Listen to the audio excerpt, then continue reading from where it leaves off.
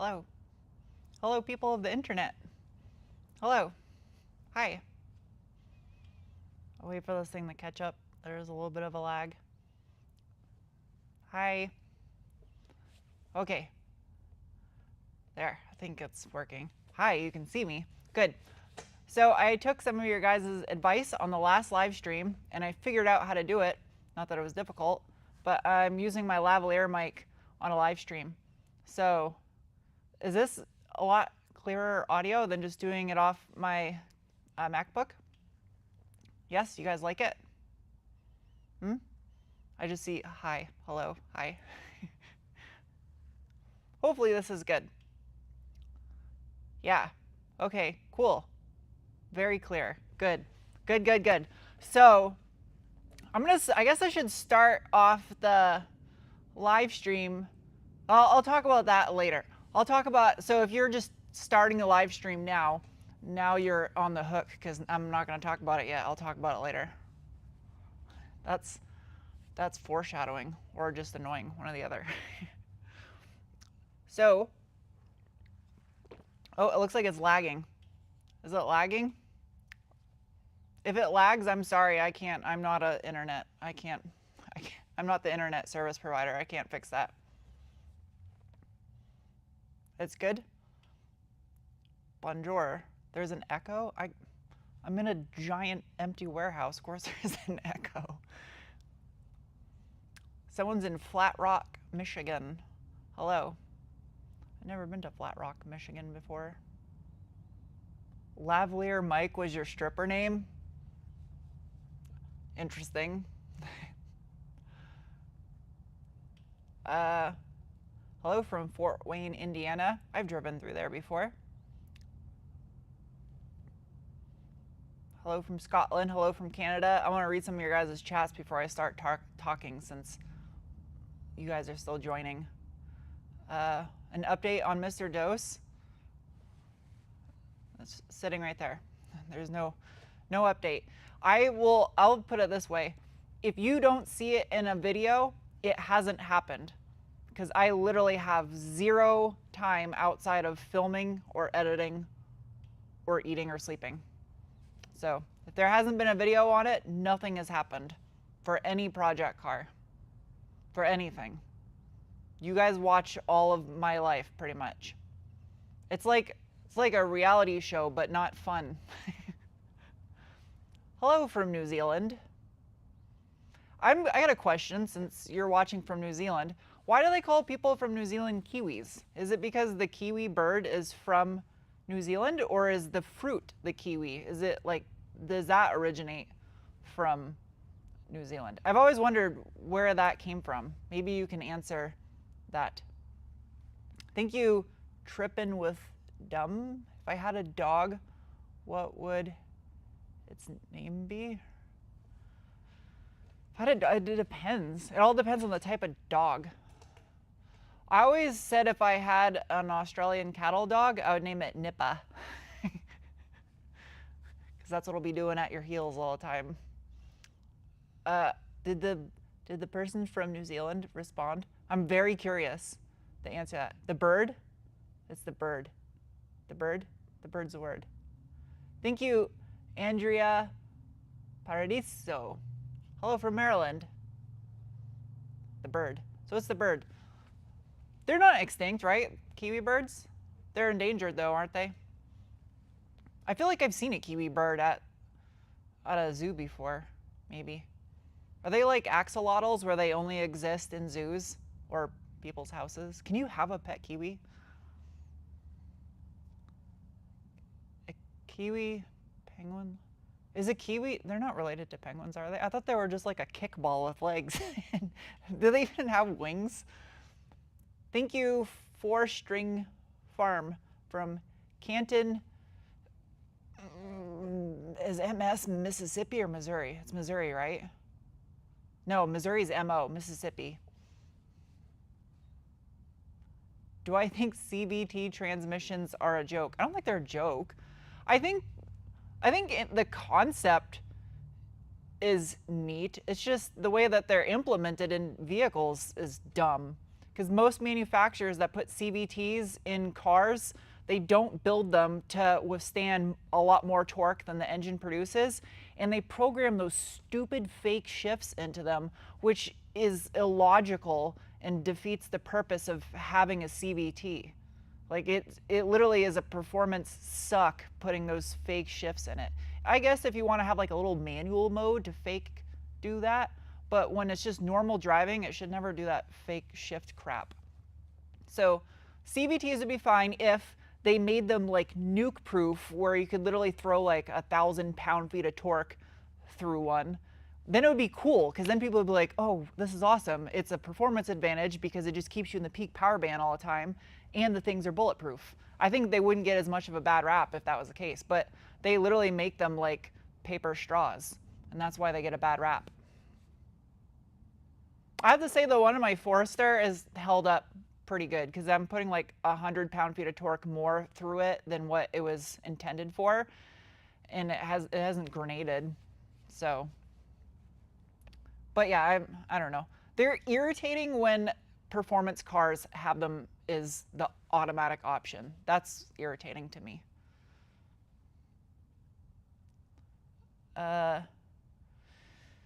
Someone said they have a 2005 Ford Freestyle with a CVT. I went 215,000 miles. Oh, you went 215 miles before you traded it in. Oh. I've heard when I reviewed the Versa, I had a lot of people leave comments saying that they got like several 100,000 miles out of their Jetco CVT. And I've noticed that most of the people that have problems with those treat their cars like they're a toaster and they don't shake the crumbs out of it. But if you change the fluid at frequent intervals when you're supposed to on those things, which I think it's like 30 something, I think it's like 36,000 miles is what they recommend. It's a really frequent interval, and change the filter in them, they'll actually last a long time, but no one does that. They just treat those cars like throwaway cars. So that's why I feel like if they made them a little bit more robust, no, I don't even think that, like, just lazy maintenance is lazy maintenance. So I don't know. Bad news gets views. That's why you always hear horror stories of them. No one wants to make a news article talking about how successful their CVT was. I'm going to read some of your things, your thingamabobbers. Here at Amazon, you're at work right now? Or are you physically in Amazon? Remember when Amazon was a bookstore? Keep Elantra N-line stock, exhaust, or swap. I don't know what those sound like with the aftermarket exhaust. I couldn't tell you. I don't know. Do I watch What is Hello from Vermont. Dodge Caliber years ago, CVT was terrible. Yeah, that doesn't sound very enjoyable. Do I have a retainer? I had braces before and I have a retainer, but I haven't worn it in like 3 years. It still pops right on though, so I don't think they've gotten crooked. Someone says, how tall am I? I'm 5'11". Vibe, I like it too. Like the Pontiac Vibe? What was the Vibe that had the 2ZZ in it? It was the same as the Matrix XRS. The Vibe, it was a GT or something? I don't know. Thank you, Mark T, for the super chat. Which Robo Bubble products do you recommend? Mountain Grave. For a matte finish? I don't have anything for matte finish. I haven't tried my quick detailer on matte finish. I don't see why. I've used it on like matte plastic before. I don't know. I just know matte finishes, you really shouldn't polish or do anything to them. If I sold enough detailing products to warrant adding more to my line, I would invest in more stuff like that. But I don't sell enough volume of products to buy lots of inventory, if that makes any sense. So, Vibe GT. Is Mini Sarah single? That's a good question. I haven't talked to her in a little while. Should ask her. PPF, paint protection film. Yeah. I would definitely recommend, if you have a matte finish, paint protection film. for sure. Because, I mean, you can't polish matte paint. You get a scuff or a scratch in it, you're screwed. Because then it just turns glossy. Absolutely, yeah, I highly agree with, or, I mean, well, ceramic, I know they make ceramic coating for matte finishes, but like ceramic coating will protect you from hard water and bird poop to an extent. I mean, you can take ceramic coating off with like wax and grease remover or acetone or something. So it's only so strong. If a bird poops sulfuric acid diarrhea on your car, it's gonna eat away at it. Ceramic coating's nice for keeping your washes looking good for an extended period of time, but it ain't gonna protect you from a scratch or something. So yeah, PPF. Whoever said PPF, I agree. Do I play any sports? I suck at every sport. I have never enjoyed sports. I don't watch sports. I do not sport at all.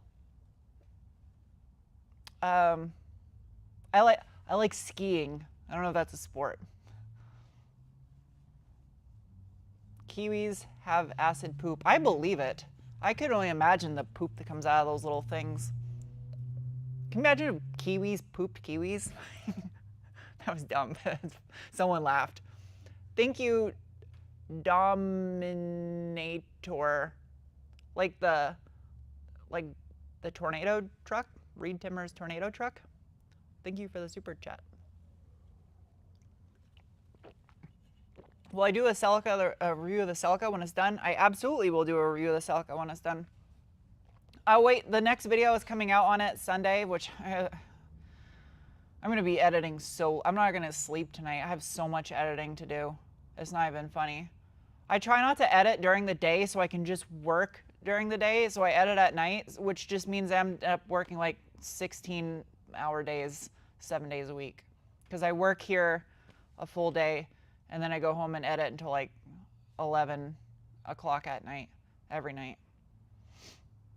Every once in a while, I'll give myself like a night where I don't have to edit, if I can make progress editing. That sucks. Thank you, Jeff Lecates. You picked up a 2020 Ford Escape. What upgrades?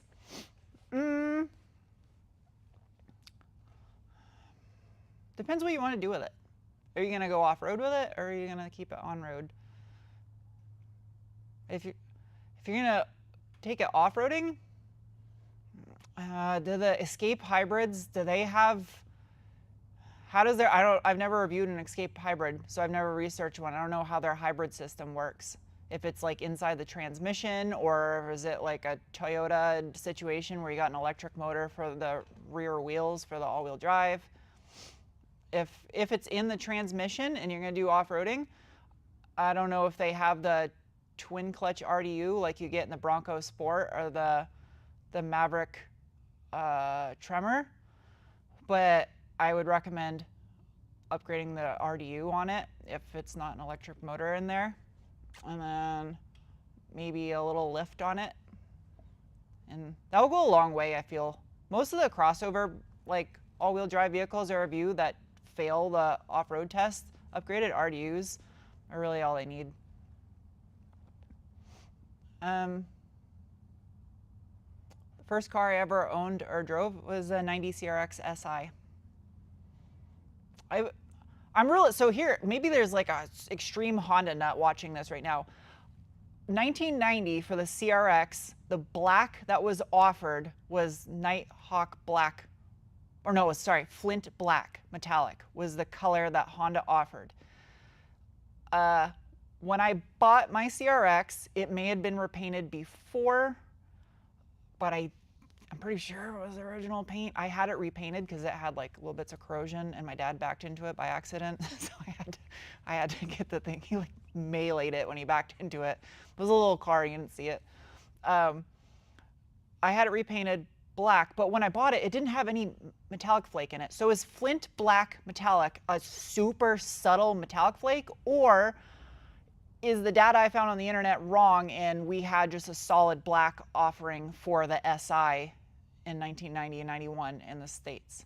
Is there anyone out there that actually knows that question? I'm very intrigued, because I swear I've seen other black CRXs that were not metal flake, and from what I understand, it was Flint black metallic was the only color that you could get that was black. I don't know if someone already answered that and I missed it. Anyway, hello from Christmas Valley, Oregon. Is there really a place called Christmas Valley? Is everything always decorated with Christmas lights year round there? That'd probably get kind of irritating because I get annoyed when people leave their Christmas lights up after January. So you had 86 was the previous generation CRX. So they might have had different colors. 88 to 91 was the generation I had. 88 and 89 were technically different because like the corner lights, and they had the screws in the corner lights, bumpers were different, and the taillights didn't have the little smoked surround on them. And then it was like some other stuff that was like the trim down below was different. It was some weird stuff that was different. What is my dream vehicle? It was the Ur Quattro and I bought it. And so I don't really have a dream vehicle anymore. Well, I mean, is it still a dream vehicle if you own it? I don't know how that works. Yes, NH526M is the color code, and the M indicates metallic finish. Okay, so that when I had it, it had just been repainted black before. It must be common that people just repaint it black. I mean, when I bought my CRX, I had like 200,000 miles on it, so probably had been repainted. Do I own a reptilian? No. Hybrid beast car? No. What?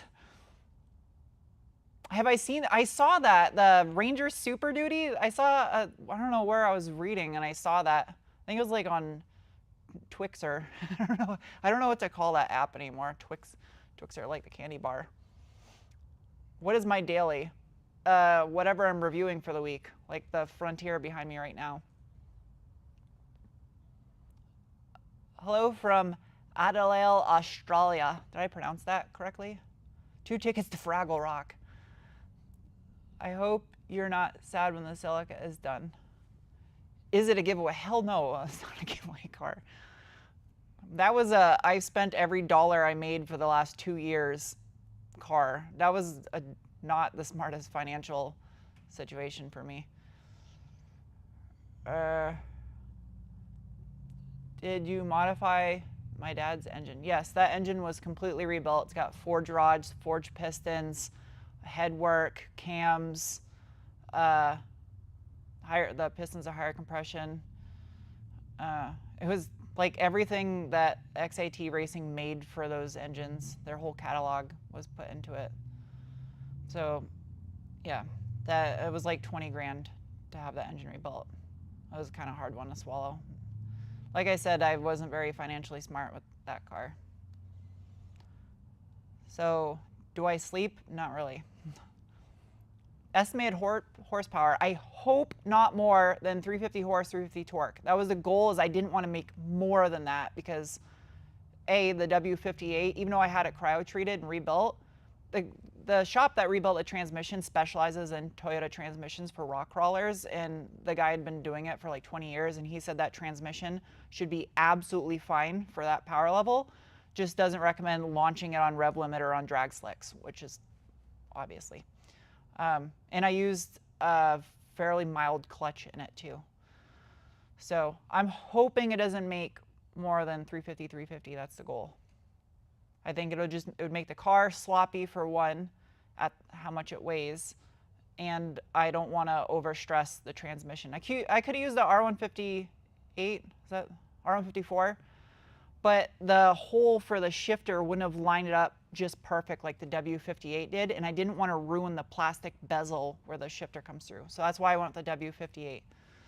So I will never sell my Grams truck. That's not for sale.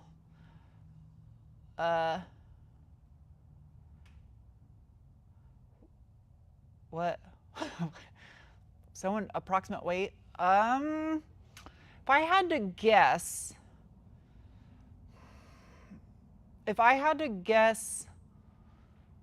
I should weigh it. I'm guessing 2,400. If I had to guess, that might be on the heavy side of I might be less than that. Because the 18R is a fairly heavy engine. The 18R is like, the original engine was like 402 pounds because it was iron block, iron head. So I pulled a heavy engine out of there. And then most of the weight in the 2UZ, you gotta think that thing had a ton of accessories that were on there too. And it doesn't have power steering anymore, it doesn't have an AC compressor, it doesn't have those huge heavy cast iron exhaust manifolds. Like I ditched a lot of weight off that engine. So, yeah, I'd be willing to bet there's less than a 50-pound difference between that engine and the original engine. And then I put a huge beefy axle in the rear compared to the stock axle. So that added a bunch of weight to the rear. And I moved the battery out back.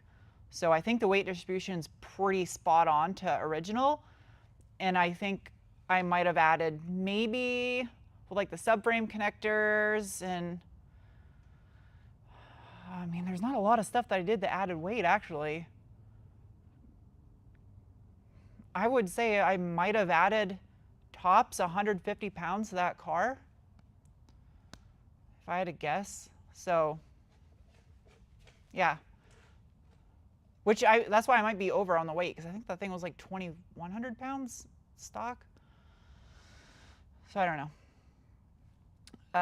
Oh yeah, the exhaust is probably lighter too, because I have a titanium titanium axle back, and then thin wall stainless for the rest of it. So, whatever I consider selling the MR2. Will I ever test drive a Tesla? Doesn't give me vehicles to review. I don't. They like do mainstream media outlets, and that's about it, or influencers. So, I would review one if I had the opportunity. I don't really like reviewing people's personal owned cars just for insurance reasons, but I'm not against doing it. The hard thing is for most people giving up their vehicle for 2 days so I can film a car review, because it takes me about 2 days to film a car review. Hello from Funtown, Splashtown, Saco, Maine. I remember the commercials for that. Do I have a favorite movie car?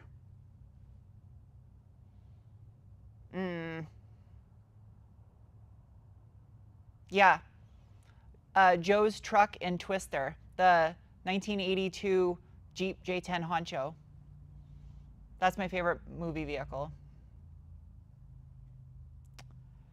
I should build a VW thing. I already have the next 2 vehicles purchased and waiting, which I'm going to introduce the next big project, because it's going to, like this, there's going to be working out bugs with this Celica once it's all like assembled, and then I'm going to have to get it tuned. And then I got to put miles on it. I got to brake in the engine and the clutch. So that's kind of hard to make videos of. So I'm going to start on the next project car here pretty soon. So you're going to see it pretty soon. I've already been giving hints of what it is. So subtle that no one has picked up on it. I've been dropping hints in the past couple videos. No one's picked up on it. Not a single comment, because I looked too. No one has noticed. Honda Prelude, thoughts on it? I saw it. I really like the design. I do like the Civic Hybrid drivetrain in the Civic Hybrid. I do think it's a missed opportunity by not offering a manual, and I know they could have, because they made the CRZ with a hybrid drivetrain and a manual. So a huge missed opportunity, because I don't know a single car enthusiast that's like, yeah, give me a CVT. I don't know if the dual motor hybrid system in the new Honda hybrid transmission would work with a manual like the CRZ did. I don't remember how the hybrid system was on the CRZ. Maybe that's the reason why. But then just offer the thing in a small little quantity with a manual and an internal combustion engine. I don't know. I think it's missed opportunity. Like, it's an enthusiast car. Ecto 1 would be a definite second place. I agree. Hello from Sao Paulo, Brazil. How do you say it? Sao Paulo? Sao Paulo? Sao Paulo. I don't know what the little thing above the A is supposed to sound like. Sao Paulo? Did I say that right?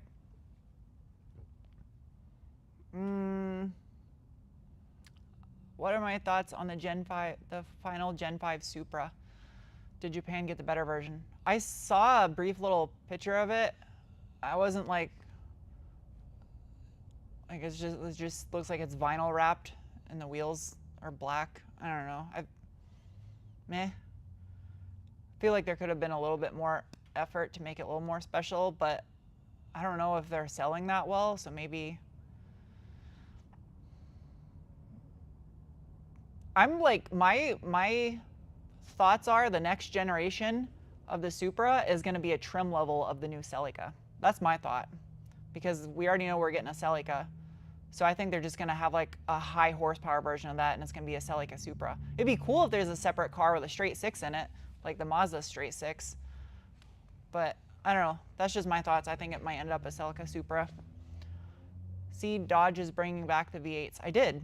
I think that's a good direction. It would be nice if they, instead of just bringing back the V8s, they like heavily reworked the ones that they have and made new V8s. Like just all new engines. I don't know. That'd be kind of cool to see. I will say the next review I'm editing to put out for you guys though is the Ram with the Hurricane Straight 6, and it's a low trim spec truck. It's the Warlock, which was kind of cool. I asked them to send a lower trim spec because I didn't want to review a $90,000 pickup truck that no one's going to buy. So they sent me a Warlock 4x4, which was pretty sweet. And I actually really like that Hurricane Straight 6. I wish they would have tipped it sideways so we could call it a slant 6 though. But yeah, it's hard to hate. I'm glad it's a straight 6, not a V6. It's hard to hate a straight 6. When am I getting a Baja trophy truck? I don't have anywhere to park any more vehicles. Like, I don't want to overcrowd this place. And the likelihood of me building a barn dominium in this lifetime is getting slimmer and slimmer. So, I don't know. I haven't lost hope entirely, but I'm not a millionaire, and that's what it's looking like you have to be able to build even a small barn dominium. I don't understand how I don't know. It's very discouraging. And the video I put out on it, I didn't get any leads whatsoever. The video has like 600,000 views. I didn't get a single lead. I thought at least some business would be like, hey, we specialize in those. Let's work together. I didn't get anything. So that's kind of, I don't know. I've just lost a lot of hope in it. Have I seen the, yeah, I think I'm going to review a Forester Hybrid soon, but what I'm more excited about is the Forester Wilderness, because did you notice what they did with the headlights on it? And you remember when I reviewed the 2025 Forester, what I did with little pieces of paper and tape to the headlights? Well, that's literally what the new headlights look like on the Wilderness. So I'm really excited that it looks like my paper modification. Thoughts on a BRZ? You just bought one. I like the BRZ and the 86. Sneak peek? No, my laptop is all hooked into stuff, so it'd be a huge pain to pick it up and move it. I do wish that they would have. I asked to send me a SV King Cab, because that is the OG spec right there for those trucks. SV King Cab 4x4, no options added to it, and a black one too. That'd be, if I had bought a Frontier, that's how I would do it. And then figure out how to swap the 6-speed manual from the previous gen. It's a VQ. Like the bell housing's gotta be, on the 3.8, the bell housing's gotta be really similar, if not the same, as the old 4-liter. I don't know about the CAN bus situation. I don't think it would be that hard. I really don't think it'd be that hard to just manual swap that truck. Maybe like, because, well, the Navara comes with a manual. I don't know how much, I don't think there's very much of that is similar with the Navara. Someone out there has to figure out how to do it. Do I own or rent my shop? I rent this shop. When am I going to 6-speed swap the Forester? I don't know. I'm really excited to start the next restoration project after the Celica. I just want to get going on that thing. Like you have no idea how excited I am to start on the next project. Thoughts on the new Scout? I like that it has solid axle front and rear, or just rear. I think it's just rear. I like that it's like the mechanical bits are proper. I like that aspect about it. What's top 3 road trip song? I can't answer that. I literally can't just pick 3 songs. My love for music is too big to just name 3 songs. What did I say? I was gonna talk about something when I started this live stream, and I said I'd wait. Oh yeah, so the microphone thing. I bought all the stuff to do a podcast, and because they don't require any editing, I figure I can incorporate that in. I have enough time where I could film a podcast once a week, probably. Once a week or every 2 weeks. And I'm going to do it on Patreon. I was trying to think of something special to do for my patrons. So I'm going to do a Patreon podcast, and then I might like take little short clips of it and put short clips of it on the Give It the Beans channel. So yeah, I have all the stuff set up. It's in my office, and I was just trying to I bought little sound thingies to put on the walls to make it sound better in there, and I'm trying to figure out lights to make it look nicer. But I'm gonna do that, and yeah, I'm gonna launch it on Patreon. So it'll be like a Patreon only thing.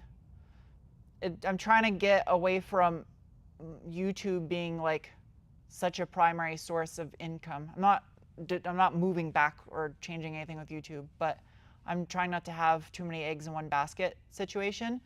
So I want to have something like special to do over there. So everyone that is already a patron, the tier I'm going to launch it on and up, which I think I'm going to launch it on like the $5 tier.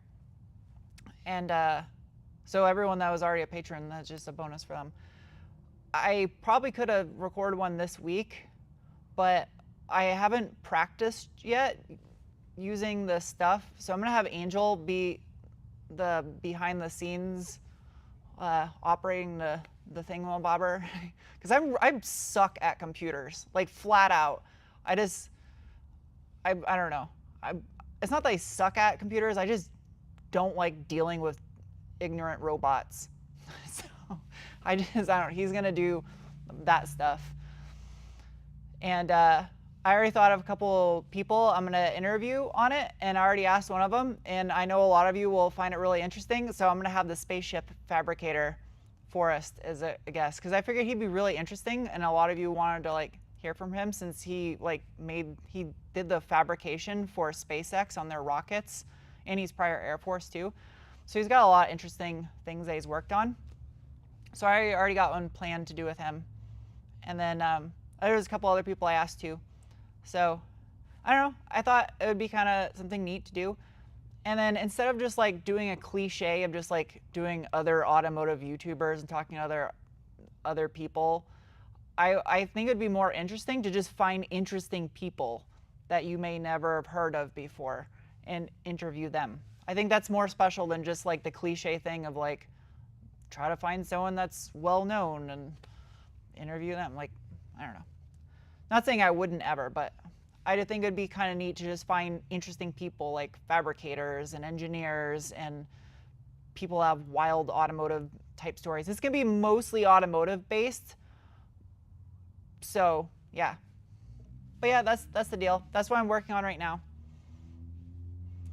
Rando conversation. Yeah, kind of, but with a point to it. So it's not just because no one has time to just listen to 2 random idiots babble. You know what I mean? So I want to actually make it have substance to it, because I feel like there's so many comments of people that are like, hey, I actually know Forrest, or hey, that guy's really interesting, and he has actually got a lot of neat stories, and he's got a lot of valuable information in his brain when it comes to welding and fabricating. I thought he'd be an interesting person, and he's funny too. So doing that type of stuff, interviewing people that have value to add to your life versus just 2 random people blabbing. I don't know. I'll try to make it so it's actually valuable to you to listen to.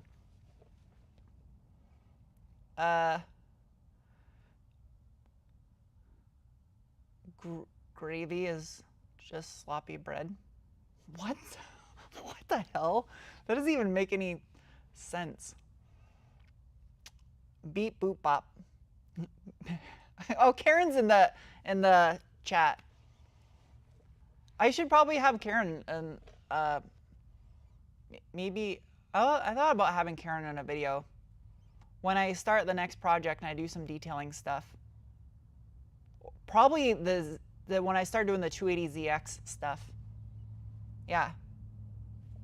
Interview the penguin.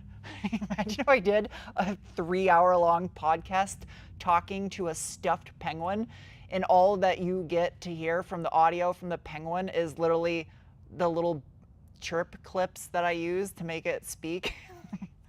That would be so ignorant to try to edit that. Thank you, Jordan Yeager. Like Jaeger bombs.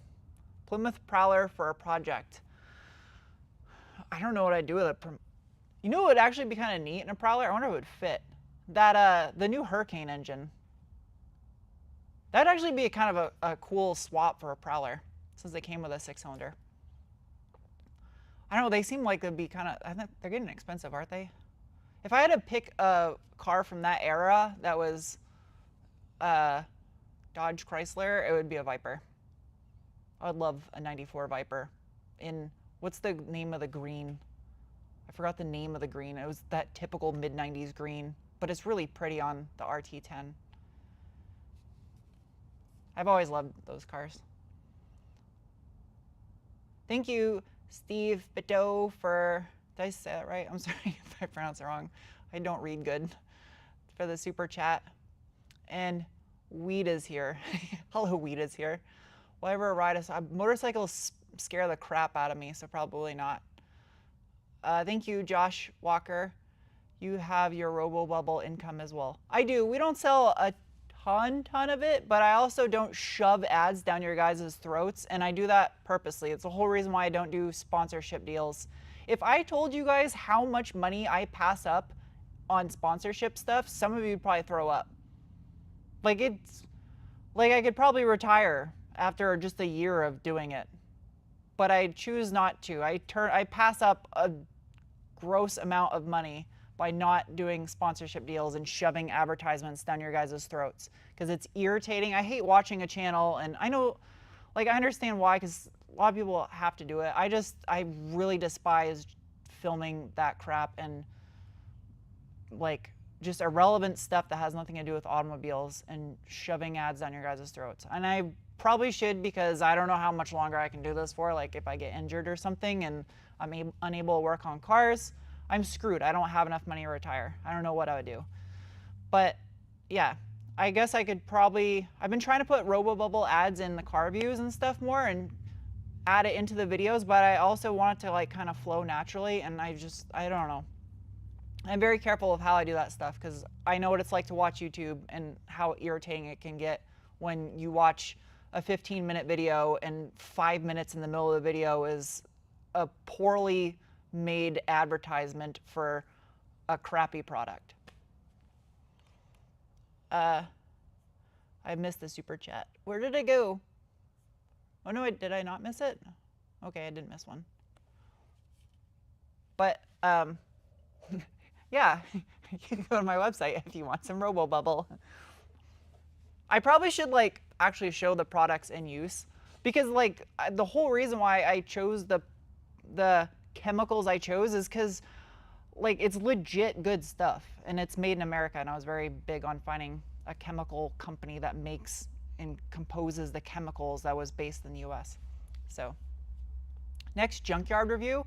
I don't know, I thought about doing a random video once the Celica moves under its own power and just picking a spot somewhere in the country and going to a junkyard, because I really enjoy filming stuff at junkyards. There's a lot of great junkyards in Arizona, but I don't know, I just felt like road tripping. So I wouldn't be able to go super far, maybe like a 12-hour drive max radius, but just go to a junkyard somewhere and film it. But yeah.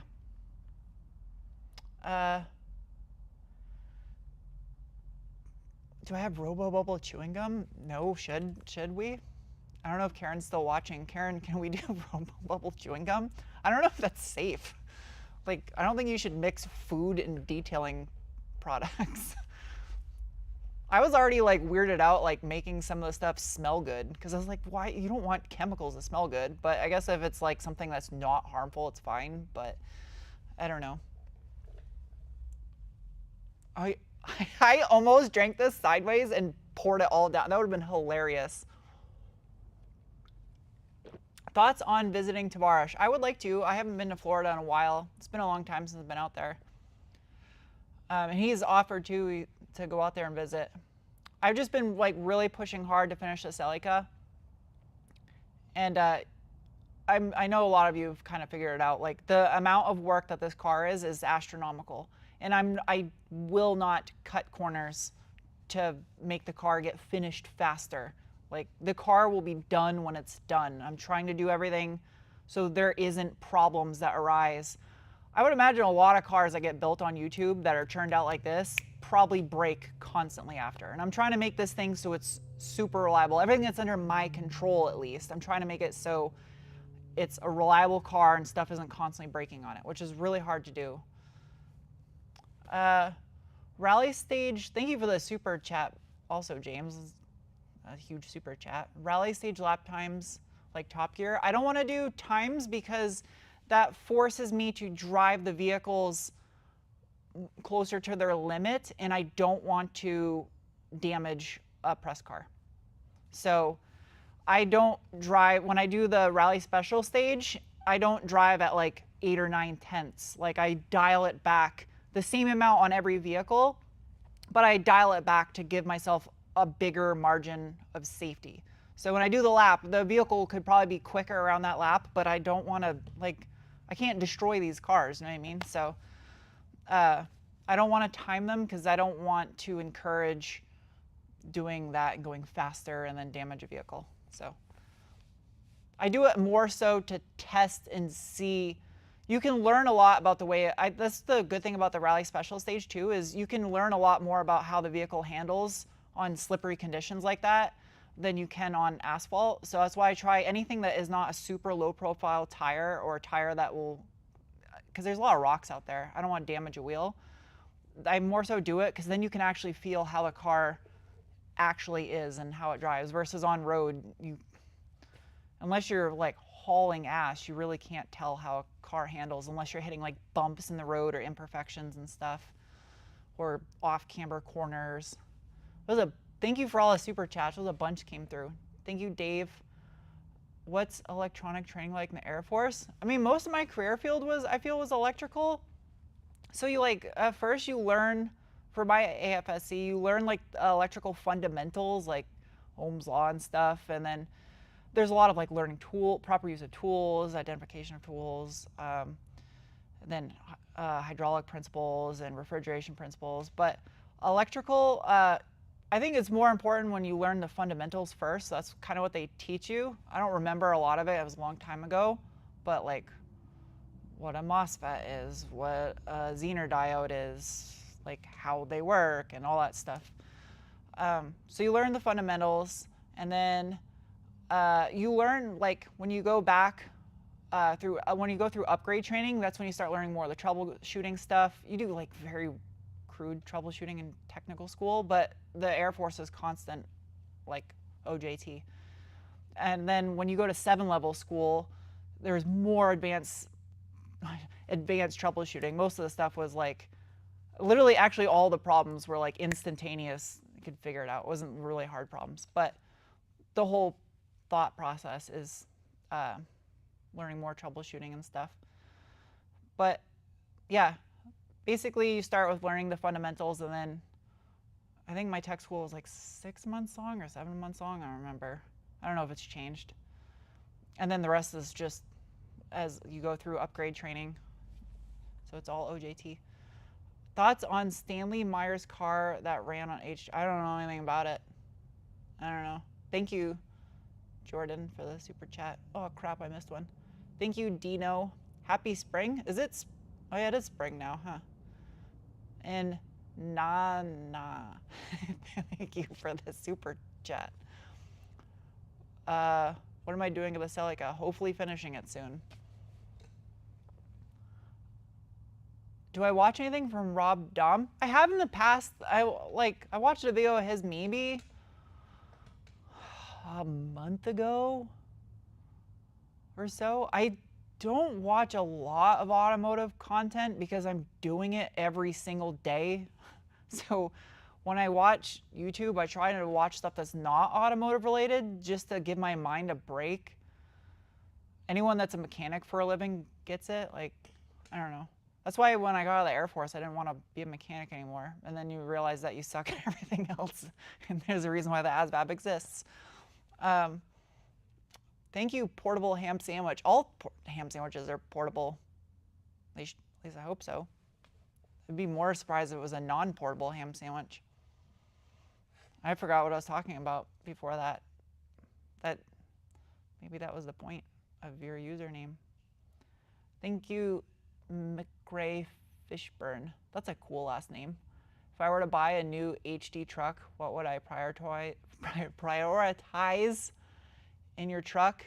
And what model would I pick? I randomly will build vehicles on the websites. And if I bought an HD truck, it'd be a single cab. So that's what I'd prioritize because single cab trucks look better. And I don't have passengers hardly ever. So that would be a priority. And base model, for sure.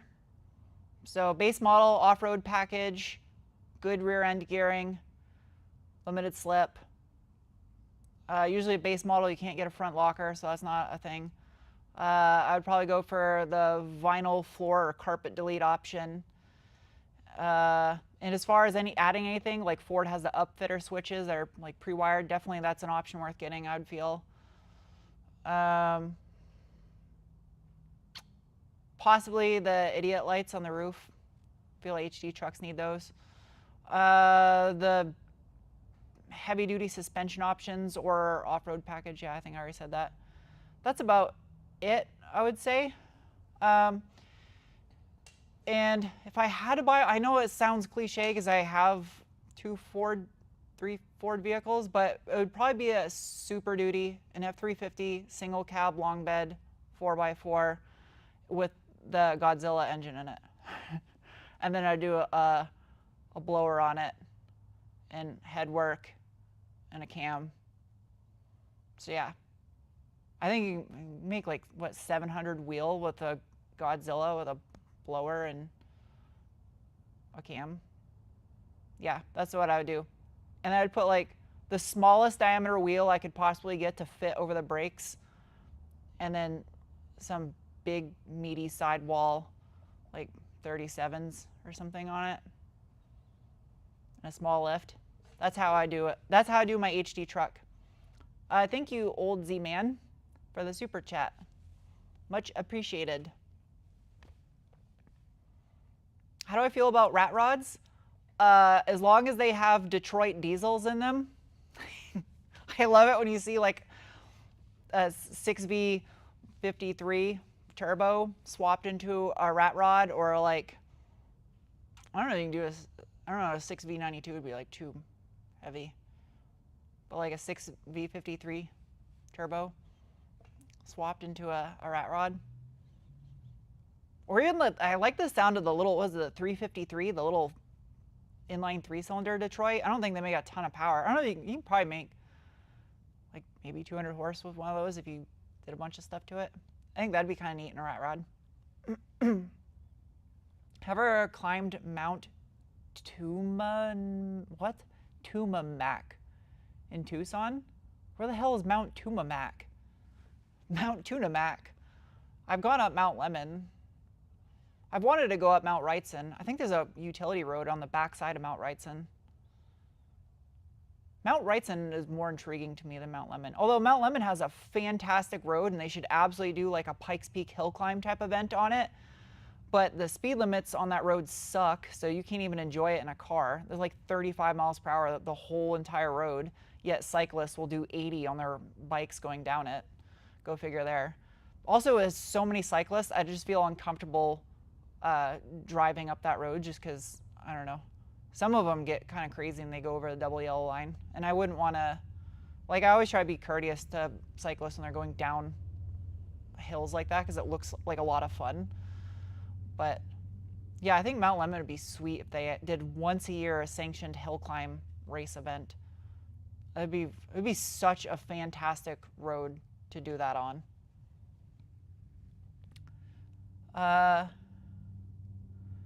Thank you, Jordan. Charger EV out now. Time for Ford to bring lithium to production. Chevy Volt Prius.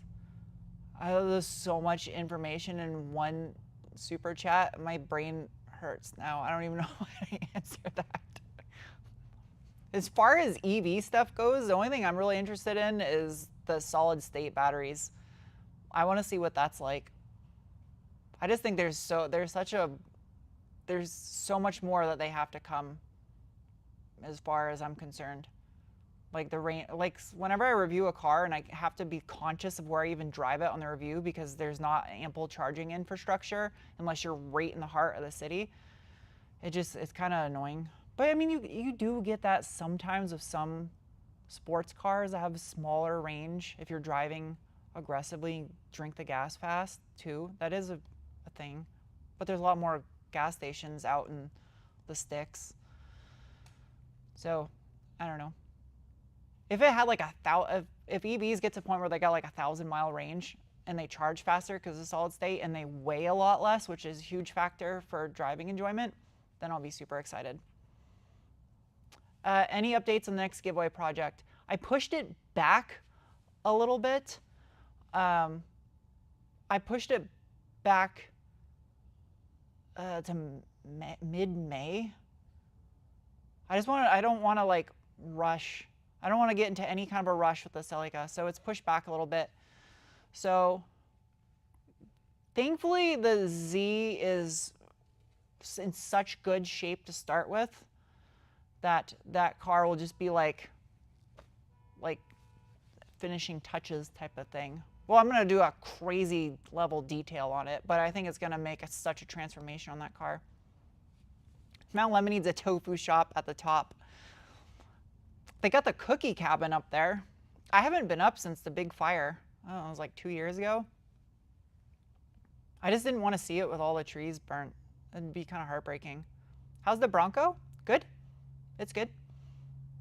I bought after the stupid pack rat chewed the wire going to the fuel tank sensor, I fixed it, but I bought the wiring harness. It was like $13, I think, for the wiring harness, and you just plug it in.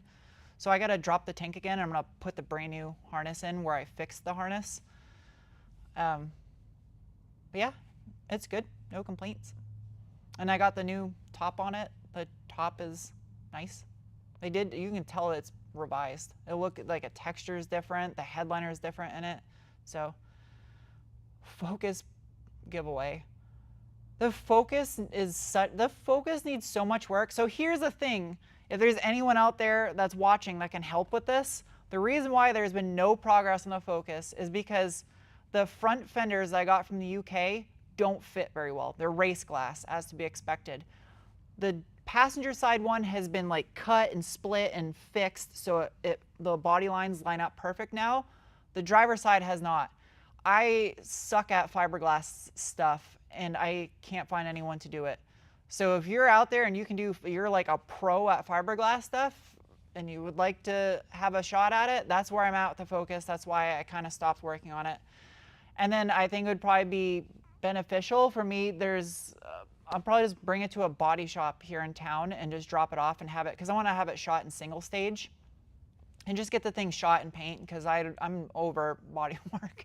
I just don't feel like doing it. The next project, I'm gonna paint that car, but that thing is way less body work than this. It's just sun fade on that car. The SVT Focuses are rare. They are rare. The only reason why I did that to that one is because it was like high mileage. It wasn't like I could have restored it, but at the time when I bought it, there was clean ones already out there, and clean ones were only a couple grand more than that one in rough shape with higher mileage. So it didn't make sense to spend $15,000, $20,000 restoring a car that's worth like $7,000. So,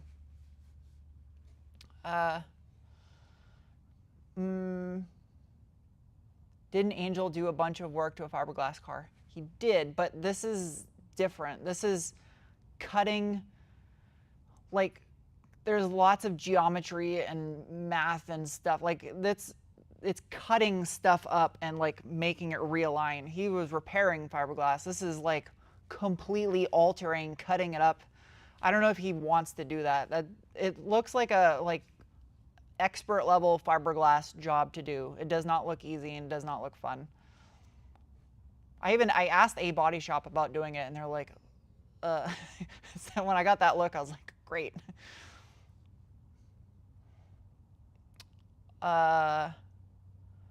Bienvenidos from CDMX.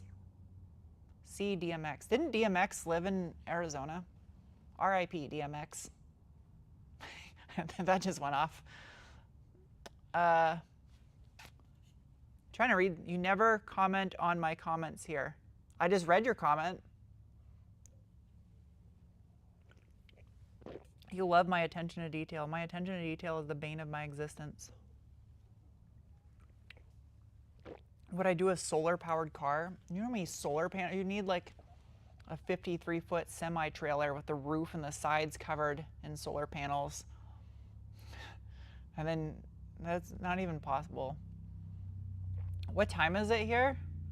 5:26. It's 8 a.m. in the Philippines. It's like tomorrow there, though, isn't it? I think it's tomorrow there. CDMX is Mexico City. Oh, neat. I've never been to Mexico. I've been to 19 countries, and I've never been to Mexico. And Mexico's like 20 miles from here. I don't know. Man, I need to go sometime.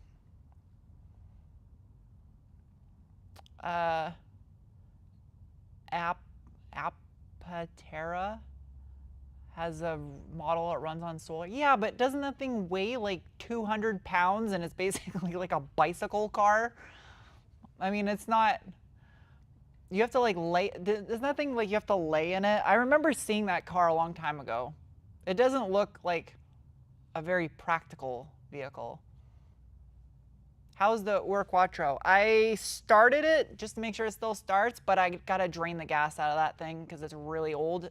Granted, it's got those cars, I think, are 7.5 to 1 compression. They'll probably run on any gas, but I just want to put fresh gas in it before I drive it. And I gotta do an oil change on it, even though it's got fresh oil in it. It's just old fresh oil. I don't drive it a lot, but it's a 44,000 original mile car, so it's kind of like the cool thing about it. It's got such low miles, and I just don't ever really have time to drive it. You love to see me jam into Supertramp. I always try to listen to music that fits the vibe of the vehicle. I don't know if that makes any sense. Sometimes it doesn't. How long have I been doing this live stream for? What? 5:28. I started at 4:30. Magic. It's been almost an hour. Well, I'm trying to think if there's any like news to get you caught up on. I just kind of really did this live stream to get to talk to you guys because I can only answer so many comments. So I like trying to do this at least once a month to talk to you guys. Kind of sucks because like only so many people can watch this at a time because you guys are obviously doing things that are more important than listening to me babble on a live stream. I don't know if this is, I don't know how like 2,000 of you are able to watch this. I would think it would be boring. Any new injuries? Hopefully none anytime soon. Guns N' Roses fan, obviously. Slash is awesome. More of a fan just because of Slash. What was the other band that he was in? Not Velvet Revolver, but what the hell was the other band that Slash was in like the early 2000s? Was it Velvet Revolver? No. What was it? I'm having a brain fart now. Snake pit? What? It was? I thought it was something more. Snake pit. It was Velvet Revolver. Okay, that's what I thought. Yeah. Well, I'm gonna get back to work on the Celica, because what I've been working on today, so far for like the past 6 hours of work, I've maybe gotten 4 minutes of footage out of it. That's how these videos go, by the way. If you're watching these videos and you see me change clothes after 3 or 4 minutes of footage, that's not because I just came here and worked for like 10 minutes. That's because there's like 2 hours of me going through boxes looking for parts that I can't film, or swearing with my head shoved up underneath the dash and trying to get something to fit, and then going back and forth, or realizing I need a different hardware, or realizing I don't have something and then getting what I need. And it's just a monotonous task to finish the stuff that's at the end of this. It's not very easy to film. So yeah. Anyway, I'll have a new video on the Celica for you Sunday. And yeah. And then I'll do another live stream for you guys next month. Hopefully I do a podcast before the next live stream. I think I will. I'll at least put like little short things on it on the Give It the Beans channel, so that way you guys can like sample it to know if you want to go to Patreon and see it, if that makes sense. Okay, see you guys in a month. Bye.